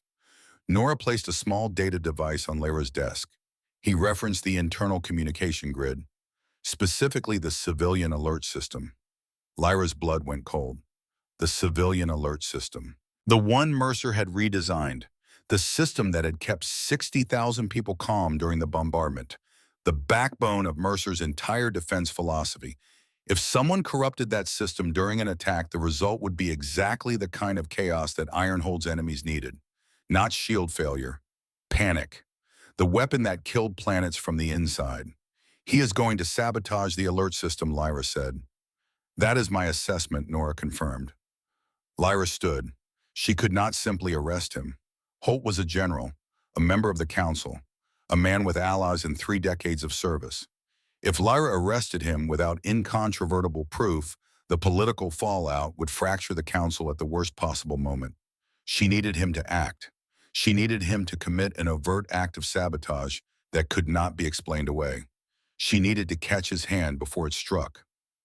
Continue monitoring, Lyra told Nora, but add a layer. I want a technical team standing by to isolate and restore the civilian alert system within seconds of any unauthorized modification. If he touches it, we catch him in the act and we reverse the damage before it reaches a single household. Nora studied Lyra's face. She saw something there that she recognized from years of working with Mercer. The calm expression of someone who was terrified and was going to act anyway. Understood, Nora said. She paused at the door. He is a general. He has access to systems that I may not be able to monitor completely. If he moves faster than we anticipate, the consequences could be severe. Lyra met her gaze. I know. This was the burden of command, not the decisions themselves. The knowledge that every decision carried the possibility of being catastrophically wrong, and the willingness to make the decision anyway. 7 days after the first battle, the long-range detection grid triggered again. This time the alarm was different, deeper, longer. The tone that meant not a probe, not a raid, an invasion. The holographic display in the command center expanded to show the space beyond Ironhold's outer defense ring, and every officer in the room stopped breathing. The fleet that emerged from slip space was 3 times the size of the first. Not dozens of ships, hundreds. Heavy cruisers, assault carriers, bombardment platforms with weapons designed to crack planetary shields through sustained relentless fire. And at the center of the formation, a command ship so large it registered on the display as a small moon. This was not a coalition of pirates. This was an army. Someone had been building it for years. The probe had been the final test, and whatever the results had told them, they had decided to commit everything. The council chamber erupted into barely controlled panic. Officers shouted status reports. Counselors demanded immediate deployment of every weapon system on the planet. The noise was enormous. The sound of 3 centuries of military tradition colliding with a threat that exceeded anything it had been designed to face. Mercer stood at the central console. His eyes moved across the fleet formation with focused attention, but this time his expression was different, harder. The crease at his brow was deeper. He was not just reading the formation. He was calculating something that went beyond tactics. He was calculating how long Ironhold's shields could hold against sustained fire from a fleet this size, and whether the evacuation protocols he had designed could keep millions of people safe for the duration. The math was not encouraging, but math had never stopped him before. Nora appeared at his shoulder. Her face was tight with controlled urgency. "Commander," she said quietly, "we have a problem inside the walls." Mercer glanced at her. "Go on." "Holt," she said, "he is moving. Right now, he left the council chamber 4 minutes ago. He is heading toward the communication hub, the civilian alert system." He looked across the command center to where Lyra stood at the gallery railing. She was already looking at him. Their eyes met across the chaos of the room, and in that single glance, a conversation passed between them that would have taken minutes to speak aloud. She knew. She had known about Holt. She had been waiting. Lyra gave a single, almost imperceptible nod. Mercer turned to Nora. "Take a security team. Intercept him at the communication hub. Do not let him access the system." "And Nora," he held her gaze. "No harm. We are not them." Nora was already moving. In the command center, Mercer returned his attention to the fleet. He had to trust that Nora would handle Holt while he handled the invasion. Trust. The one thing no simulation could model and no algorithm could guarantee. The thing that held civilizations together when everything else failed. He began issuing orders. His voice was calm. His orders were precise, and this time the officers executed them without hesitation. They had seen the first battle. They had seen the results. They believed. Evacuations activated across every sector. The civilian alert system, still intact, broadcast clear instructions to every household on Ironhold. The planet moved with the coordinated purpose of a single organism. Millions of people following a plan they trusted, moving towards safety with disciplined calm. High above the orbital cannons opened fire. Not in frantic full barrage. In controlled, targeted sequences. Each burst served a purpose. Protect the corridors. Protect the people. Buy time. The enemy fleet advanced through the fire. Their shields were heavy. Their formation was tight. They pushed through the outer defense ring. Their bombardment platforms began sustained fire against Ironhold's planetary shields. This was the war that Lyra had predicted. Not a battle of decisive strikes. A war of endurance. The enemy had come to grind Ironhold down, to sustain pressure until something broke. Mercer did not break. He managed the defense the way he had managed 17 extractions, not by seeking victory, but by refusing defeat. Every decision was made in the same order. Civilians first, infrastructure second, military third. 20 minutes into the sustained bombardment, Nora's voice came through Mercer's earpiece. "Holt is in custody. He was at the communication hub attempting to upload corrupted protocols to the civilian alert system. The upload was blocked. The system is intact. Mercer closed his eyes for 1 second. When he opened them, the command center saw no change in his expression. "Good work," he said. He paused. "Is he unharmed?" "Physically, yes. His dignity has suffered considerable damage." "Noted. Process him later. We have a battle to finish." But Lyra did not wait until after the battle. She left the gallery. She descended through the bastion's corridors with her personal guard flanking her, moving with the deliberate pace of someone who would not give Marcus Holt the satisfaction of her fear. The communication hub was a reinforced room deep within the bastion's infrastructure level. When Lyra arrived, Nora's security team had Holt seated in a chair, his wrists secured. Two technicians were running diagnostics on the alert system, confirming that the corrupted protocols had been blocked. Holt looked up when Lyra entered. His expression was not what she expected. Not defiance, not rage, resignation. The heavy, tired resignation of someone who had been carrying a weight for a long time and was almost relieved to set it down. "You knew," he said. "I knew," Lyra confirmed. "Since when?" "Since before the first battle. I found your transmission channel. I traced it to the eastern wing. I chose to leave it open." Holt stared at her. The implications unfolded across his face. She had known. He was a man who loved Ironhold and believed with absolute certainty that the path Lyra had chosen would destroy it. His betrayal was not greed or ambition. It was fear. Fear dressed in the uniform of pragmatism. "You were wrong," she said. Holt looked toward the communication displays. The battle data was visible on the screens. Shield status, evacuation progress. Civilian casualty count, 0. He said nothing. But his eyes stayed on that number for a long time. And in his silence, Lyra saw something she had not expected to see.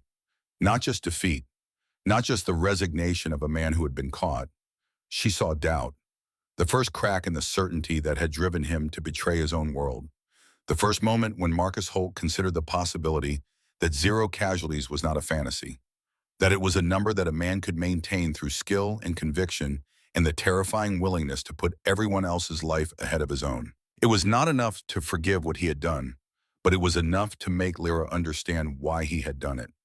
Lyra turned to Nora. "Hold him in secure detention, full protocols, no communication. He will be processed through proper legal channels with full rights of defense." She paused and looked back at Holt. "Ironhold does not execute its mistakes in the dark," she said. "We face them in the light.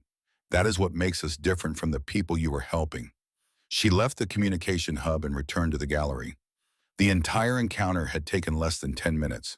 In the command center below, Mercer had not paused. The battle had not paused. Because the system worked. Because it had been built to work even when parts of it broke. Because that was what it meant to build a defense around people instead of around weapons. The bombardment lasted 4 more hours. 4 hours of sustained fire. 4 hours of shield management and power redistribution and evacuation coordination. 4 hours during which Mercer stood at the command console and made decisions that kept millions of people alive while the sky above them burned with the light of weapons that could crack continents. The enemy fleet did not break through. Not because Ironhold's shields were impenetrable. They were not. 3 shield nodes failed during the bombardment. Power relays overloaded in sectors that absorbed more punishment than they were designed to withstand. 2 orbital cannon platforms were destroyed, their crews evacuated seconds before detonation by automated systems that Mercer had insisted on installing during his first week in command. But every time a shield failed, the failure was contained. Because the systems behind the shields were stable. Because the people behind the systems were calm. Because the evacuation corridors remained open, and the civilian alerts remained clear, and the emergency services continued functioning, the cascading collapse that the enemy was counting on never materialized. Morale did not crack, because people who trust their defenders do not panic, and people who do not panic do not collapse. And a planet that does not collapse can absorb an extraordinary amount of punishment and still stand. The enemy fleet exhausted its bombardment capacity 4 hours and 17 minutes after the engagement began. Their weapons fell silent, not from choice, from depletion. Energy reserves drained, ammunition expended. The sustained fire that was supposed to crack Ironhold had been absorbed by a planet that simply refused to break. And when the enemy fell silent, Ironhold's remaining orbital cannons, the ones that Mercer had held in reserve, the ones that had not fired a single shot during the entire 4-hour bombardment, opened up. Fresh, fully charged, precisely targeted. The counterattack lasted 11 minutes. It was not spectacular. It was not dramatic. It was the calm, systematic application of concentrated firepower against an enemy that had expended everything it had and had nothing left to absorb the response. Ships that had been firing for 4 hours, their shields depleted, their weapons empty, their crews exhausted, broke apart under fire. They could not return. The command ship, the one that had registered as a small moon on the display, took concentrated fire from 5 orbital platforms simultaneously. Its shields collapsed in stages, each failure cascading into the next until the massive vessel hung motionless in space, dark, powerless, surrounded by the debris of its own fleet. It did not explode, it simply stopped. The lights went out, the weapons went cold. And then slowly it began to drift, pulled by Ironhold's gravity toward the outer defense ring, where automated systems locked it in a tractor beam and held it still. A captured command ship, intact, with its crew, its records, its communication logs, and every piece of evidence needed to trace the coalition back to its organizers. The remaining enemy vessels scattered. There was no organized retreat, just ships running in every direction, each one carrying the same realization. Ironhold had not just survived, it had endured, and then it had struck back with everything it had held in reserve. The battle was over. Damage reports streamed in. Shield grids severely strained, multiple nodes requiring replacement. Orbital defense platforms, 2 destroyed, 4 damaged. Military casualties, 23 wounded, 2 critically. Civilian casualties, 0, 0, again. Still, always. In a quiet corridor behind the command center, Ethan Mercer leaned against a stone wall and let his head rest against the cold surface. His eyes were closed. His breathing was slow and deliberate, the breathing of someone who was consciously forcing their body to accept that the emergency was over. Nora found him there. She leaned against the opposite wall and waited. She had done this before. 9 times after 9 extractions. She knew the rhythm. I counted, Mercer said without opening his eyes. His voice was quiet, rough. Counted what Nora asked. Every corridor, every transport, every shelter capacity report. I counted them all, Nora, every number. While the bombardment was hitting, while the shields were failing, while Holt was trying to sabotage the alert system, I was counting people, making sure nobody was missing. He opened his eyes. They were red-rimmed, not from tears, from 4 hours of unblinking focus on holographic displays. 18 times now, he said. 18 times I have stood in a room and waited to find out if everyone survived. And every single time I am terrified that this will be the time the number changes. That somewhere in some corridor, I did not think about someone did not make it. He was quiet for a moment. The fear does not get smaller. You would think it would. 17 times, 18 times the number stays 0. And you would think the fear would ease. It does not. It gets larger. Because every time it works, the stakes get higher. Now 0 is not a surprise. It is an expectation. And the distance between expectation and failure is the most terrifying space I have ever occupied. Nora crossed the corridor and stood beside him, close enough that her shoulder touched his. The gesture was not romantic. It was the simple physical reminder that he was not standing alone. You are the best person I have ever served with, she said. And you are an idiot. He almost laughed. The fear is the point, Nora continued. The day you stop being afraid is the day you start accepting losses. And the day you start accepting losses is the day you become Commander Kane. Mercer looked at her. She looked back with the sharp-eyed pragmatism that had kept him alive through 9 extraction missions. You are afraid because you care, she said. That is not weakness. That is the job. Now stand up straight, Commander. Your planet needs you to look like you know what you are doing. He straightened. He took a breath. The crease at his brow returned, settling into its permanent position like a feature of the landscape. He adjusted his uniform. It was still unpressed. He did not notice. Thank you, Nora, he said. Do not thank me. Thank the signage designer in Sector 14. That person saved more lives today than both of us combined. He smiled, the faint, genuine smile of a man who had once again faced his worst fear and once again found that the number had not changed. Then he walked back into the command center to begin the work of rebuilding what had been damaged and improving what it held. Because that was what Ethan Mercer did. He did not celebrate victories. He studied them. He found the places where things had almost gone wrong, and he fixed them before they could go wrong the next time. He found the places where things had worked, and he made them work better. And he did it all without asking for recognition, without seeking praise, without ever once suggesting that what he had done was extraordinary. To him, it was not extraordinary. It was the wow, keep it people alive, fix what was broken, prepare for the next time. The next time was always coming. Mercer stood at the command console. His hands were steady this time. The trembling that had followed the first battle did not come, not because he was less afraid, because he had learned that the fear was permanent. It was the price of caring whether people lived or died, and he had decided long ago that the price was worth paying. He looked up at the gallery. Lyra was looking down at him. "You risked the palace again," she said. Her voice carried across the quiet command center with clarity that reached every officer present. "Yes," Mercer replied. "You risked your own life, yes. And mine." He met her gaze. "If we protect ourselves first, we stop being worth protecting." For a moment, neither spoke. The words hung in the air, not as a military philosophy, not as a tactical doctrine, as a truth, simple, unadorned, the kind of truth that survives because it refuses to be made complicated. Lyra faced the council. "Ironhold was not tested by fire today," she declared. "It was tested by fear, and we did not fear." She gestured toward Mercer. "We did not fear, because he taught us that there is something more important than winning. There is refusing to lose what matters most." Days later, the galaxy received the battle recordings. They had been transmitted by Ironhold's communication office not as propaganda, not as military boasting, but as a matter of public record.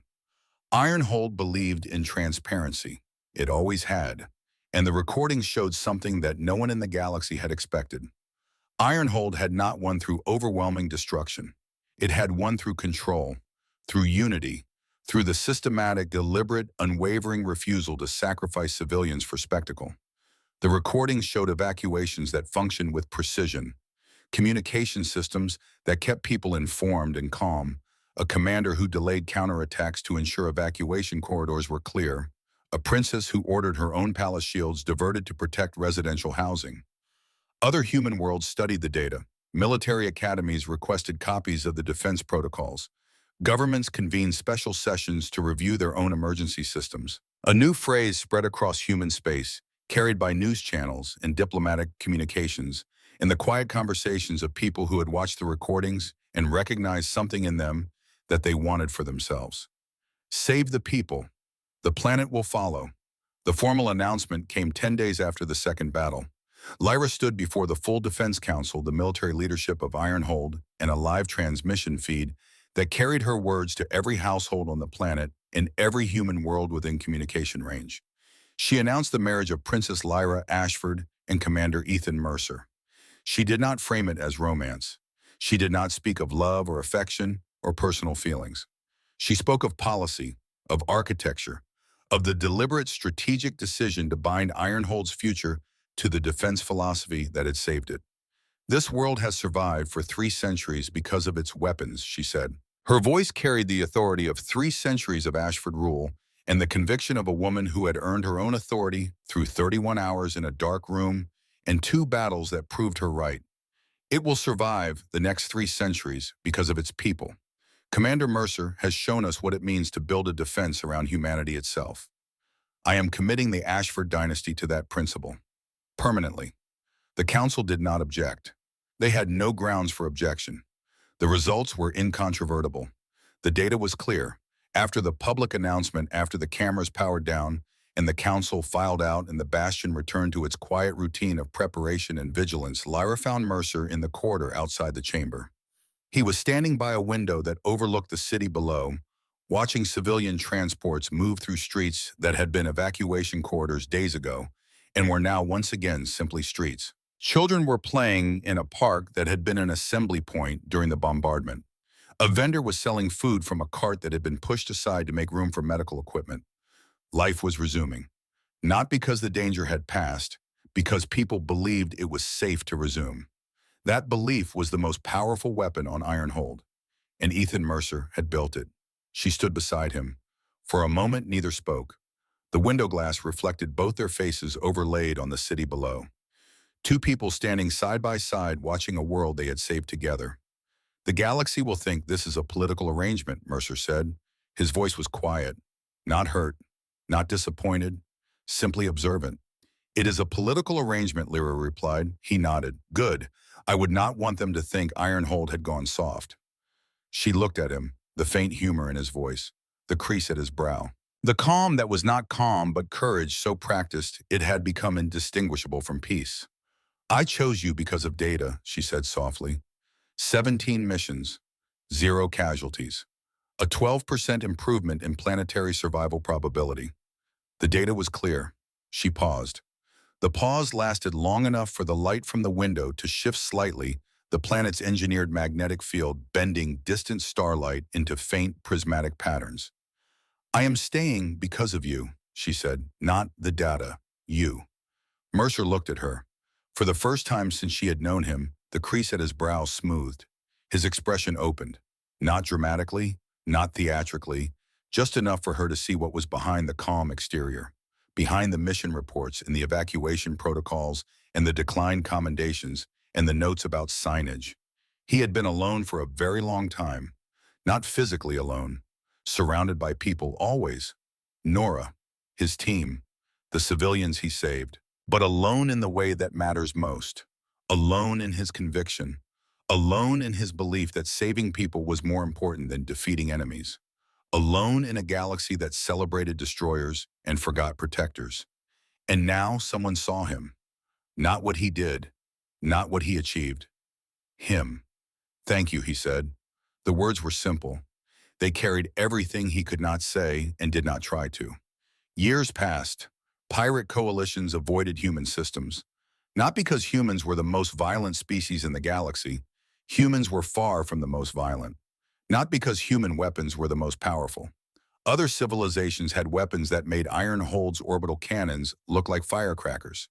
They avoided human systems because humans were the hardest to break.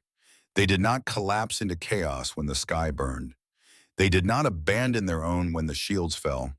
They did not turn on each other when fear spread through their corridors and their communication channels in their homes.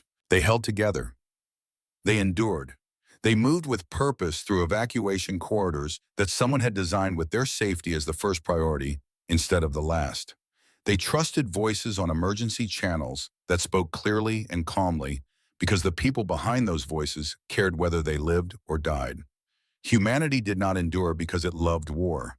Humanity endured because it refused to abandon its own. And in the quiet chamber beneath the Capitol bastion, where 10,000 glowing records had once floated in concentric rings of blue light, Lyra stood beside Ethan. The system now displayed updated numbers. 18 extractions, 0 casualties. She looked at him. You were called the wrong choice, she said softly. He smiled, the faint smile that she had come to know as his truest expression. Not happiness exactly. Satisfaction. The satisfaction of a man who had spent his life doing one thing and had done it well. Good, he said. Why good? Because enemies always underestimate the wrong choice. High above them, orbital cannons rotated in steady vigilance. Ironhold remained wrapped in iron. Its defense rings circled the planet in layered formation. Its shield grids shimmered across the atmosphere. Its magnetic field still made music play slightly off-key. But at its core, it was no longer metal that made it strong. It was something far more dangerous. Something that could not be broken by bombardment or shattered by invasion or corrupted by traitors. Something that grew stronger every time it was tested because every test proved the same thing. Humanity. And the galaxy would never mistake that for weakness again.